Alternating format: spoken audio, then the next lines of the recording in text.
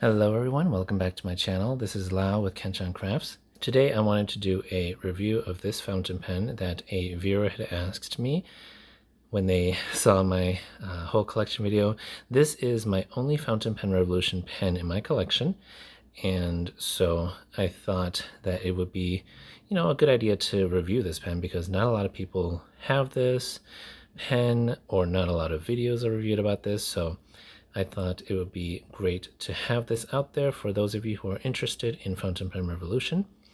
So Fountain Pen Revolution is a family-owned company here in the US, and the owner started collecting fountain pens and using fountain pens and working with Indian fountain pen producers, and then also started selling those to fountain pen enthusiasts, and then that's how their company, started. The owner wanted to produce fountain pens that were at a really nice, affordable price for a lot of fountain pen enthusiasts because a lot of premium pens nowadays are just so expensive, especially after COVID. So I will talk about the specs of this pen, do some comparisons, do a writing sample, and then talk about the pros and cons at the end. And so I'll put those timestamps for you if you just want to look at very specific parts of this pen.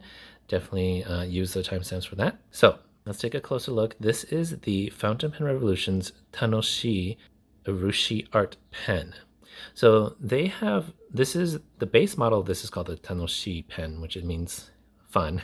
But this one is the art collection, so it's like a premium that's about double the price of the regular fountain pen. This fountain pen by itself is about $70, and then the Urushi version is $136. So this dragon design here is an art piece that was made by craftsmanship from Japan. So Fountain Pen Revolution works with craftsmen from Japan to create this pen. You can see there it's got lots and lots of multicolored shimmer there. Really, really beautiful work. And so you will see here that the cap lacquer is a little different from the lacquer on the body. So the lacquer on the body is for sure Urushi because it's covering the arch here. Feeling through the cap, it feels like regular lacquer. And then the fountain pen's cap has this regular ball clip there. So like most fountain pen, like the Pilot fountain pens, it's finished with gold finishes. I don't know if the Tanoshii comes with silver trims, but if they do, you'll definitely see it on the website. And then here, the cap band is nothing too brand or logo heavy. It's just cute, beautiful design there. So it's two bands with one smaller, one thicker. I think it's really classy looking. And then talking about the Urushi, this pen is only $136. So because of that, I believe the Urushi lacquer here may only be about maybe 1 or 2 Urushi coating. Urushi is basically a lacquer, a Japanese lacquer that you coat over pieces of art, say like Rodin work or makie that you want to preserve. And so Urushi, as I have learned from the Chicago Pen Show from Tom, that Urushi is poisonous. And so it requires time to layer the lacquer over the pen, let that layer dry over time so that the odors and the poisonous vapors that come out of the Urushi disappears, and then you have to put over another multiple layers over on top to ensure that it's a safe coating. Most Urushi pens are really expensive because after the first coating they then add more artwork and then coat over it again. So it's a process that takes many months. With this one being about 1/10 the price of most Urushi pens, at least 1/10, most likely this piece of artwork on here was laser etched on there or another form that isn't as meticulous, and then probably 1 or 2 coats of Urushi, which I'd be happy to have an Urushi art at a much smaller fraction of the cost of most Urushis if I can get one. So this is a really great intro to Urushi artwork. Again, let's take a closer look at the meticulous dragon artwork here. It's amazing.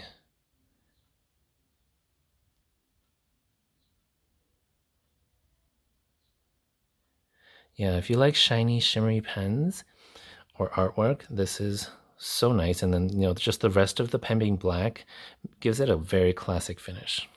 Okay, moving on to the nib. So the nib Fountain Pen Revolution comes with, you can choose regular Yovo number 6 size nibs, or mine in particular is the Fountain Pen Revolution's unique flex nib. So this nib is flexible, and so you can do a little bit of Spencerian handwriting. Because this is a steel nib, it's not as soft or flexible. So I did get the regular flex version, but Fountain Pen Revolution also offers the ultra extra fine in the steel, as well as the gold nib version at a little bit of a premium. So this regular flex is about $6 more. The ultra extra fine or ultra extra flex is $14. And then if you move on to the gold nibs, it'll add an extra 100 or so on top of this pen. So you're looking at about 136 for regular Tanoshii Urushi pen, add 6 to the flex, $6 to $14 for flex, and then 100 on top of that, so about 236 to 300 for the gold nib versions. So let's just quickly look at the specs, the measurements of this pen. The pen itself is about 13.3 millimeters. That is capped, and then uncapped it is about 12.4. And then this pen, they do not recommend that you post it, but should you want to post it, it is about 16.2 millimeters. But again, they don't recommend posting this pen because the barrel itself is made of is coated with urushi, and you don't want to wear that urushi out. This pen does come with a cartridge converter, which is really nice. This cartridge converter, you can disassemble it really easily to clean out all of it, and it reassembles itself pretty easily. So it's not too hard at all to clean and disassemble everything. The one thing I will say about this pen is that because it's well, mine specifically is a flex nib, it holds a lot of ink in that nib. So it just takes a little longer to clean, but that's not really a big issue. The weight of this pen is about 23 grams with some ink in it. When writing it unposted, the pen is about 15 grams in your hands. So that's a very, very comfortable weight. All right, let's compare it with some other pens. So I have here, okay, so in comparison to these pens, the Sailor Pro Gear is the shortest, and then the Pilot Custom 743 is the tallest or the longest. And so I would say that this pen is definitely a little bit on the shorter side compared to most average sized pens. But I think it's a pretty perfect size. All right, and these pens unposted. So you'll see that when it's unposted, it's a little longer than the Lamy 2000, mainly because the Lamy 2000 is a hooded nib, but I will say it's about the same length as a Leonardo Memento Zero, a little shorter than the TWSBI Eco, and probably about the same height as a Lamy All-Star or Lamy Safari. So definitely in a good length range for most hands. And then if you want to do these posted, when posted, the Fountain Pen Revolution is basically the same length as the rest of these longer pens, with the Sailor Pro Gear and the Lamy 2000 being about the same length posted. So it's a very good length posted, unposted, but again, I highly recommend, as Fountain Pen Revolution also recommends, not posting this pen. All right, now let's do a writing sample. So I have in here Tsukiyo from Pilot Iroshizuku, and this is a lovely bluish black with a little bit of green undertone ink. It's very lovely. It's got a very lovely flow. It's pretty wet, and this is a flex nib, so it's gonna need some wet and very well flowing ink in it. If you use very dry shimmers in here, you might not get the effect that you want if you choose a flex nib, but again, you can choose to just get the regular Yovo fine, medium, broad nibs. So let's zoom in here and do a little writing sample. So this today is May 17, 2024. This is a Fountain Pen Revolution.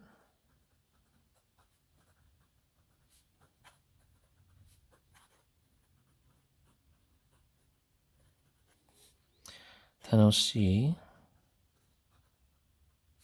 Urushi Art. This is the Fountain Pen Revolution Flex Nib. All right. And so you can see there that this line writes nice and thin. It's about a Western extra fine. And then if we, let's do some regular lines here. This is no pressure.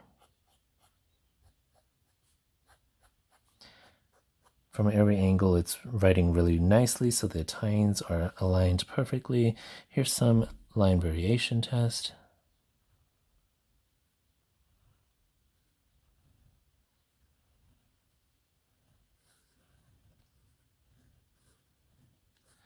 So you can see that it does, even with the steel nib, that you are getting some line variations. If you have a really nice light touch, then you can get really thin lines that are about maybe a Japanese fine or extra fine. So you can see that with no pressure, some pressure, a lot of pressure, that it can get a little bit thicker. So from an extra fine to a medium broadish, I would probably say this is like a medium broad, yeah. All right, now let's try some flex writing. I'm not that great at flex writing. So let's see. The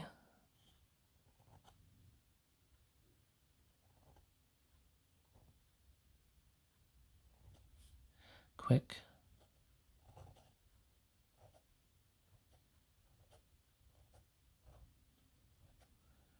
brown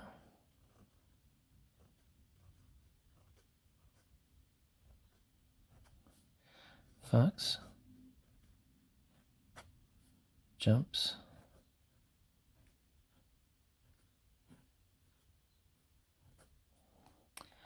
over the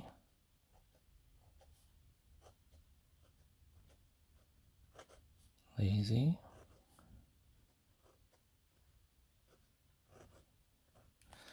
All right. So if you heard, the feedback is a little louder and there's a little bit of clicking sometimes too, because it's I'm not that great at using it to write these lovely Spencerian flexing where it's more pressure on the downstrokes, lighter on the upstrokes. But you can see that with the steel nib, you can get these kinds of lettering. And if you're really good at it, I'm sure that the steel nib does just perfectly fine. And if you want even more exaggerated line variations, I would say that you can opt for the gold version, gold ultra extra fine, which would probably give you very, very lovely line variations. But at the same time, I do want to caution that even with the gold flex nib, you want to really understand the level of pressure you can use on the nibs. And so as I saw here, I didn't want to push any further than that, than right there. And even with the gold nib, you want to stress test to see how far it can go, but don't go more than that. Now let's do some line comparisons with my other pens so you can see how the line writes in comparison to other pens you might have, but just the pens that are around the same width as this Fountain Pen Revolution Flex Pen. So this is the Fountain Pen Revolution Flex. Here's the line. Okay. Here is the Pilot Custom 743 Falcon nib, which is pretty similar to what you'll get with a flex nib from Fountain Pen Revolution, but it's a gold nib, so it's a little softer. Pilot Falcon. The line of the Pilot Falcon is thinner with no pressure.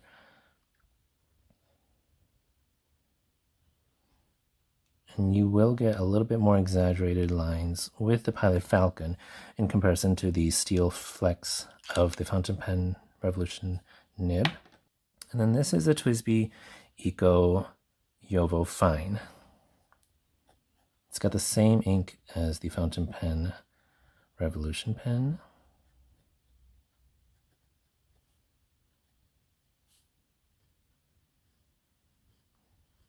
Yep, no flexing whatsoever with this steel Yovo, but you can see the line is just slightly thinner than the flex. So it's roughly between a Yovo Fine and say maybe a Yovo Medium, but much closer to a Yovo Fine. And then this is the Pilot Custom 823 Medium.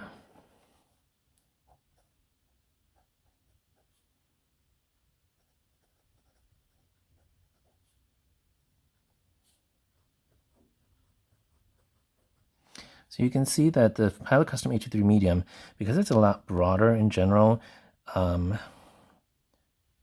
would say that the steel flex version of the Fountain Pen Revolution's nib can get to be as broad as a Pilot Custom 823 Medium and as thin as probably a Yovo Extra Fine or a Sailor. Actually, these thin lines here are about a Sailor Extra Fine or a Sailor Fine. Okay, so that is the line comparison for the flex in comparison with the Pilot Falcon, which is its most closest to, and then the line widths of the TWSBI Fine and Pilot Custom Medium shows the range of lines that you'll get with this pen. Okay, let's talk about the pros and cons of this pen, because I do really think that this pen is a good investment. So, yes, I definitely recommend this pen. Let's take a look at the pros. The price is really great. The price sits at $136 for Yovo nib. And then you add $6 for Fountain Pen Revolution's Flex nib. And then $14 for the Fountain Pen Revolution's Ultra Flex. All right. And then if you want to do a gold nib, so the gold version, 14 karat gold, you are starting about, I think it's like $250. And then if you want the 14 karat gold Fountain Pen Revolution Flex and the Ultra Flex, you are looking at an extra, I believe, I'll look at the prices and I'll show it on the screen here, but I'm just going to do some place markers here. So you are adding another bigger premium onto that pen. So if you're going for the 14 karat gold, you're expecting to spend about $350 for the most premium flexible writing experience, which is still about $100 less than the most common flex writing pen. I believe right now is the Magna Carta, and the Scribos are two fountain pens that I know are meant to be flexed. And the Magna Carta is sitting around $450 with the Scribo $600 and up. So this is definitely a more budget-friendly gold nib flex pen. So, but if you don't want that gold nib flex pen experience, you can definitely just hit $142 and you get this lovely flexing experience as well. So I definitely say that the price is a great pro here. On top of that, Fountain Pen Revolution does a lot of sales. On New Year's Day, you can get up to 15% discount. And their 15% discount happens quite often too, so definitely just wait for those discounts. Most of the time you can also start with just a 10% discount, because if you're first shopping there for the first time or you subscribe to the newsletter, you can get 10% off your first purchase. So that brings the price of this pen from $142 to about, you save like $14. So, about $130 for a flex nib like this. It's great. Number 2. Oh, I forgot to add that they also do have an ebonite feed option, so that's an extra premium as well. But the ebonite feed plus the Ultra Flex allows you to get the most line variation with consistent ink flow. If you have a really great ink like what I use, the Pilot Iroshizuku ink, you might not need the ebonite feed, but if you get it, you're not going to regret. It will work with any ink. Keep a consistent flow for your writing, especially when you're doing large line variations. So I would say that with a good ink, the feed and nib writes consistently.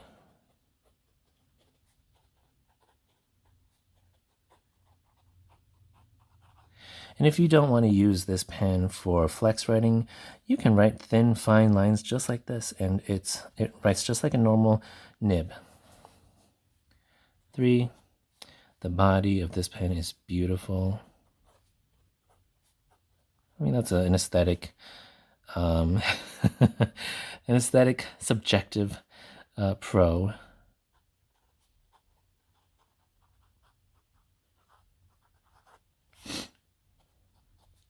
The pen is pretty lightweight and comfortable.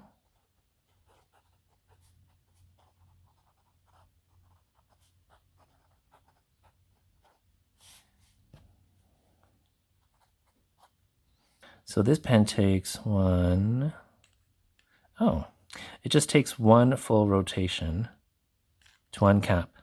So that's not too many threads. The section here, the grip section, it does have a little bit of a flare at the end here. So if you like to hold your pen a little closer, you'll definitely be stopped by that flare. If you hold it a little further like me, the threads here are not sharp at all. So barrel design, the design of the pen is pretty ergonomic.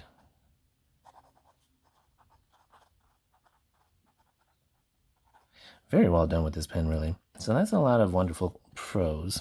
The cons for this, I don't really see any cons, really. If you feel that $120 or $130 is still too much for a steel flex nib experience, then that could be a con for you as well. It's definitely not a cheap pen. It's over $100, but what you're getting for a little over 100 is a lot. You're getting a Urushi Art, you're getting a flexible pen writing experience, and you're getting a pen that is comfortable to write with. So I say that, it is definitely worth that investment. I think that over time, if you don't write with this pen for a while, it may dry up a little bit. So the air tightness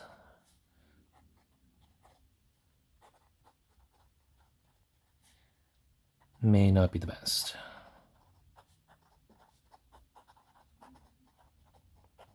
I noticed that when I didn't write with this pen for about 2-3 weeks, there are times where some pens I just don't do that with, right?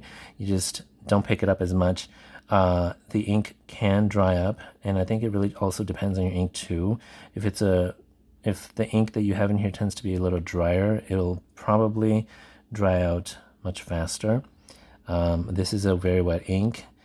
If this issue does happen, then your ink will get a little darker, and that's something that I found that can happen to this pen. If you absolutely hate that, I don't think it's a deal breaker if you use it every day. So that's There's just one small thing that I found as I wrote with this pen over the past year. Two, not recommended for posting. So if you're a diehard poster, I mean, there's those out there, I know, then this pen might be a little difficult to handle, just because if you post, then it's really then up to you whether you want the body of this pen to be pristine. If you do post it, then the threads inside your cap here will scratch against the Urushi here. And I think I have scratched my Urushi a little bit, but that doesn't bother me. If it does bother you, then you should not post this pen. All right. I think that's really it. I don't see a lot of negative things really about this pen. There are multiple Urushi Art designs that you can choose from. This just happens to be the silver one, and I like this one a lot. But if you like a little bit more color, there are some blue ones and red ones on the website that you can check out. All right, so that is it for my review of the Fountain Pen Revolution's Tanoshii Urushi Art fountain pen.